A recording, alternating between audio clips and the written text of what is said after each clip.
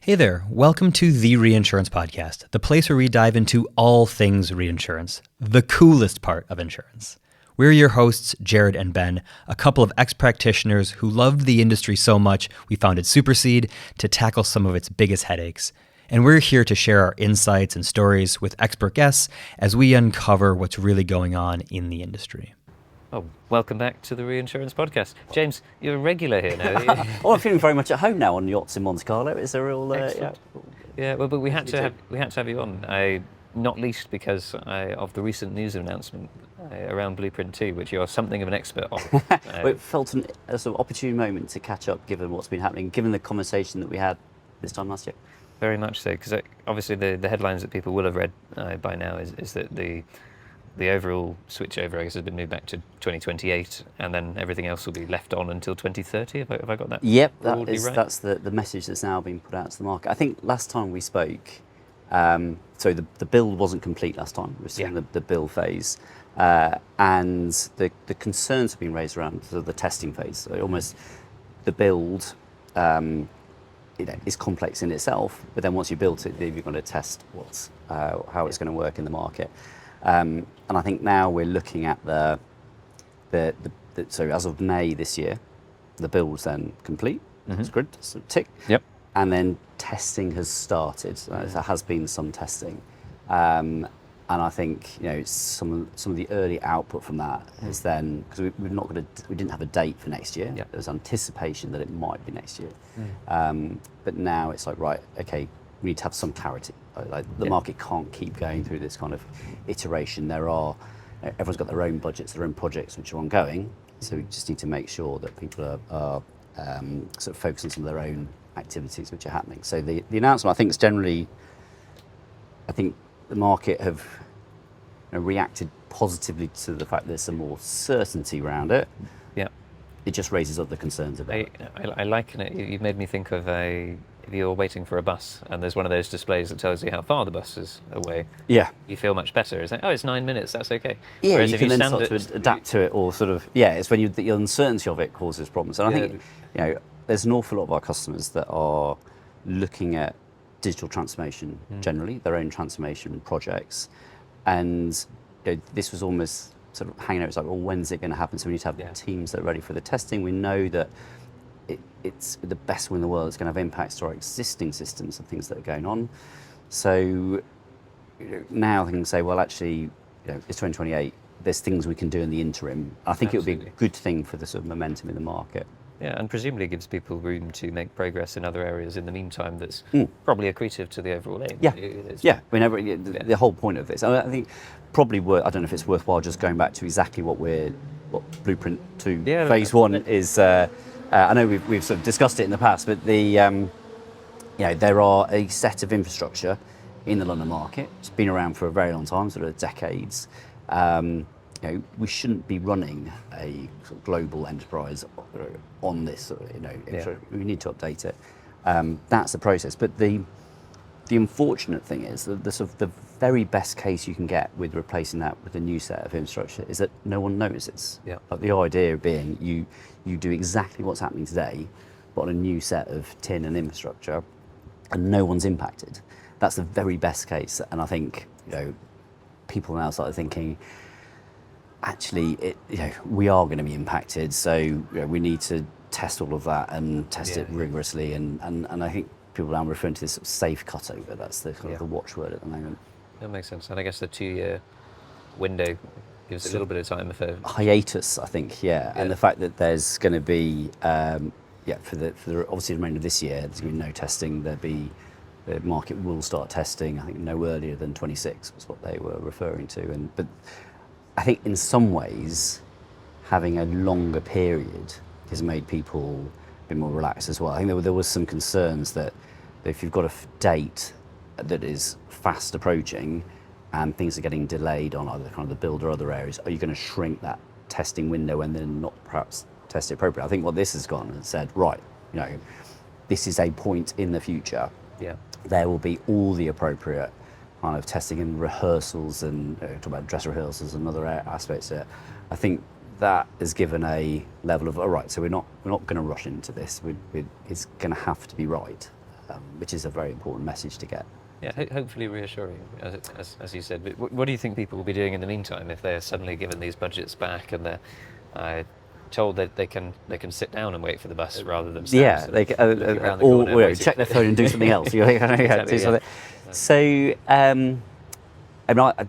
personally, I think that it's the digital distribution space, which is going to be perhaps most positively impacted. So, we've seen it in the reinsurance community with obviously Supercede, in that space, but then also the broker platforms have been built as well. There is increasingly a large amount of submissions that are going through in that digital space, which is great. And what we've seen on the receiving side is that they're now having to do some form of interoperability with the different systems. And I think that will get a real focus. Like, people will say, actually, everyone is starting to use structured data more, so let's start to leverage that. We can then pull that information in. But coupled to that, there's then sort of a internal workbench sort of that seems to be an awful lot in that space. There's sort of, we're looking at digital distribution and what do we do with it? How do we have our single pane of glass internally? How do we deal with that? And those workbenches, which have been ongoing for a while, we spoke about them last time, that's where investment is being taken. But they need, if you set that up, it needs to be fed and watered. You need to get data into that to make it get your return on investment. Absolutely. It was interesting, actually. We were at because as much as it looks like we just sit on yachts and things at Monte Carlo, there are a lot of sessions and things. Yeah. And so we were I think you were there to the technology session this morning. Yeah. With PwC and Guidewire. And I think Charles from Guidewire was saying about how the next big challenge, I guess, for the industry to get right is that interoperability between firms.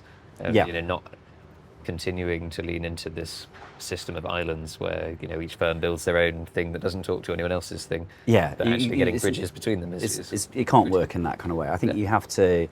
I think people want a single way of doing things, like a single process, which is great. But quite often, what the unintended consequence that if someone does their own single way of doing things, because we're this interconnected market or subscription market, that means the recipient of that has to do multiple ways of connecting to each. And I think that interoperability bit is where we're now getting to. I think the lifeblood to that is standards. So having published standards which are accessible that people use, and that there isn't then a debate about which standards should we use. There is that, which is great. There is then kind of additional data over the top of that, what we're seeing as people get more into the certainly more into the placing side. There's that next level of granularity down of data. So we're going to need to be able to deal with that as well. Can't just be at the pure kind of, right, here's your structured data for this bit. We need to be able to access and utilise all of the structured data that's available. If someone's going to go to the trouble of sending it, you need to kind of use it. And so, there's no reason why these things can't interoperate, interoperability side to it. But that's where we're kind of seeing Makes sense. Does AI change the game at all? Especially the Blueprint 2 is probably the most interesting one here because the project duration, I guess, is now very, very long, right? So the vision they had of it when they initially drew Blueprint predates any of the AI conversations. You could say that the genesis of Blueprint, you could go back probably to decades in terms of where you want to go with reform. If you in a previous lifetime that I was involved in it, it was right. We need to do digital distribution. We then need to use structured data between broker and insurer in the London insurance market that's not based on London market proprietary standards. And then we have electronic claims. So those notions have been there. This incarnation has still been around for. It will soon be a decade from the very early sort of.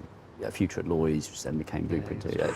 Blueprint 1, clearly the fact that it's Blueprint 2 means Blueprint 1. So technology has moved on, not just over that decade. We go back, this year, the impact that we're seeing internally on AI, it is accelerating in terms of what you can do with it.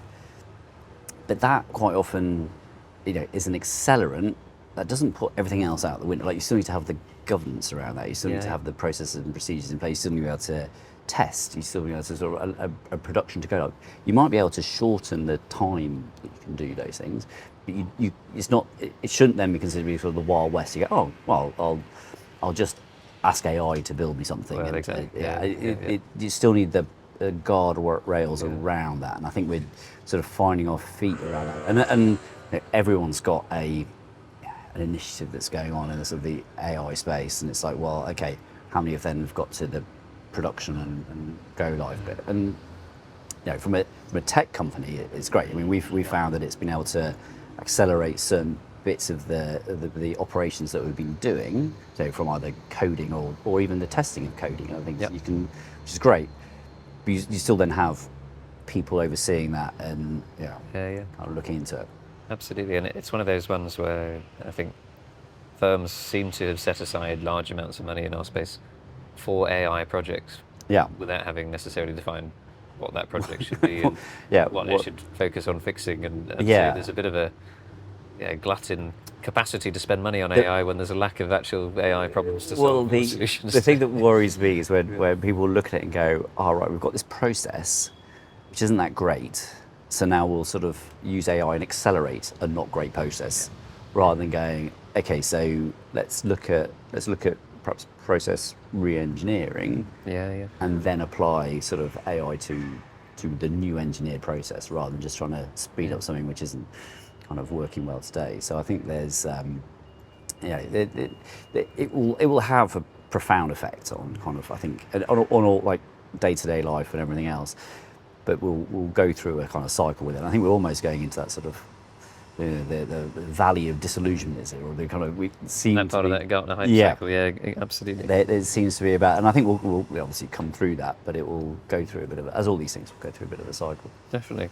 Well, AI, I guess we're kind of on, not sure whether to be excited or not, I suppose. But what are you excited about as we look out over the next sort of year or so? What are you looking forward to? So, I mean, I am very dull because I get excited about data and using it better in the insurance process. And so anywhere that there is manual effort which is expended today in certain areas that can be removed, is that, and so I think we'll see that shift of there being access to much more data, and then people will start to realise they can do much more with that data, and then what is then possible on the back of it, and then that'll become a sort of cycle. We'll go, well, I'm going to start encouraging and flywheel starts to turn, and it will sort of start to turn. And I think that's where, for an industry, like if we're able to take out friction out of our, sorry, not all friction, but certainly reduce some of the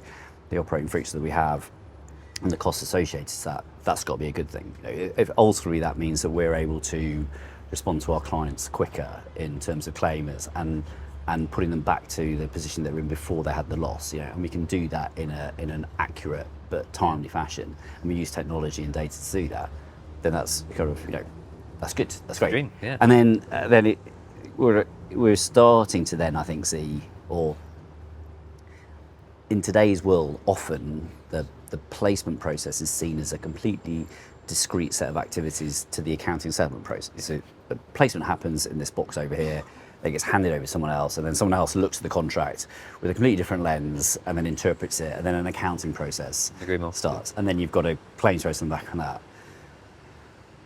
If we start using kind of data to go through that, let's have that into a more sort of seamless process where at the end of placement, that can at least generate then the technical accounting process on the back of it. And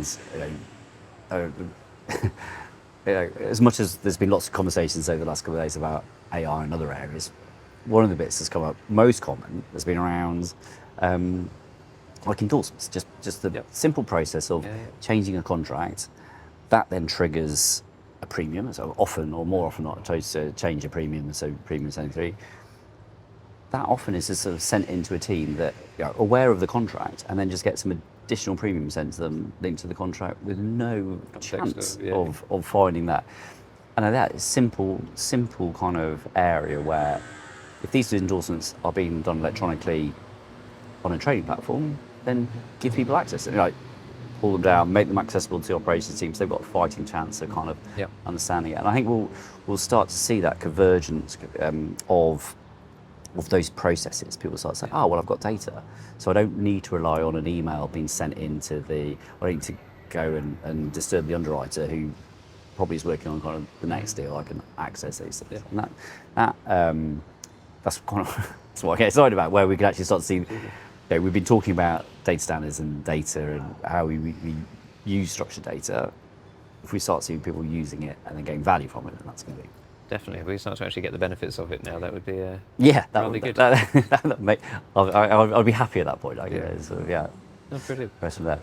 Super insightful as always. Thank you so much. For It's coming been a pleasure to to come back. I'm glad we could find the time. Yeah, lots for people to digest, I'm sure, but even more time to keep talking about it in future years as well. Well, it'll be interesting. Let's play it forward to a year and see what we discuss then. If Blueprint 2's Blueprint 3 by then, Perhaps. Well, James, thank you so much for coming on the show, and we'll let you get back into the hustle and bustle up on the Monaco streets. Excellent. Look forward to it. Cheers. Thank you. Thanks. Thanks for tuning in to the Reinsurance podcast. If you enjoyed our show, don't forget to subscribe wherever you get your podcasts and leave us a review to let us know how we're doing, preferably 5 stars. For more insights and updates, follow us on LinkedIn and visit our website at supercede.com/podcasts. You'll find the links in the show notes.